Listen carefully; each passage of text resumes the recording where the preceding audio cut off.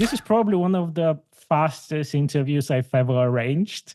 So Yeah, hey, why mess around with it? All I yeah, gotta do, yeah, shoot me an email, and I checked it out. Everything sounds fun, so let's do it. amazing. I so much appreciate it. I mean, it was really like, just at the right moment, because I was literally just, sitting and being like, I don't have anyone scheduled in. I need to like start look for options, and I just saw your profile and I was like, here we go.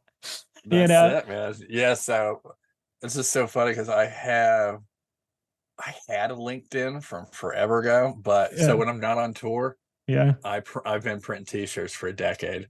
Amazing. And I had my own screen printing company, and then I had a kid, and it was like a lot of extra work. So now I work over at my buddies when I'm not on tour and doing like sales accounts and stuff now. Yeah. So I just like somebody was like, you have to set up a LinkedIn. Like Yeah. that's how you're supposed to do this. I'm like, all right, man. So there you go. You popped up, and I was like, well, this is not t-shirt related, but still do it. I was literally going to ask you, like, if it happens for you to like come across fans on LinkedIn just trying to link up rather than any work related Not stuff. it's relatively new for me, the LinkedIn, but Yeah. it's always fun for me when I run into somebody in the wild. Like there's a new coffee shop in my town called Crimson Hollow.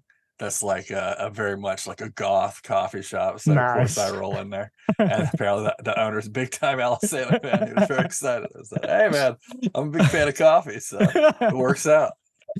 Like, because I assume you've meet fans everywhere at this stage. No, Really? not anymore. Sure, back in the heyday and stuff, but and it's so funny because like outside of maybe like where I live in Winston-Salem, North Carolina, which is like Yeah. not a big, so we're not an LA band. We're Yeah. like Southern East Coast boys.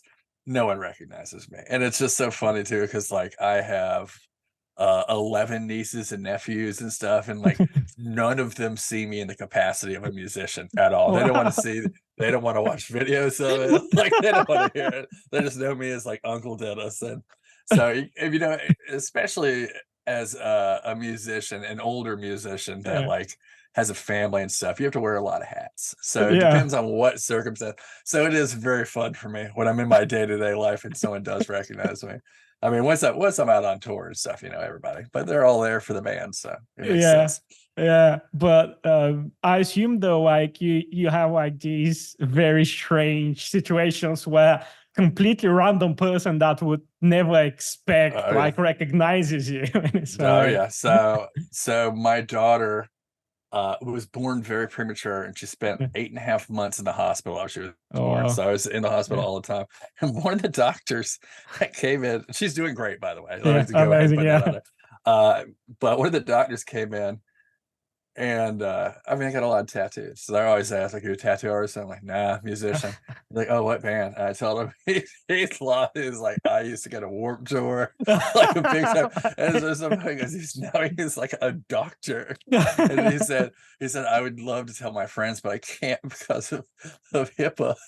Like, you can't disclose any personal information about me. I was like, I don't care, man. You feel free.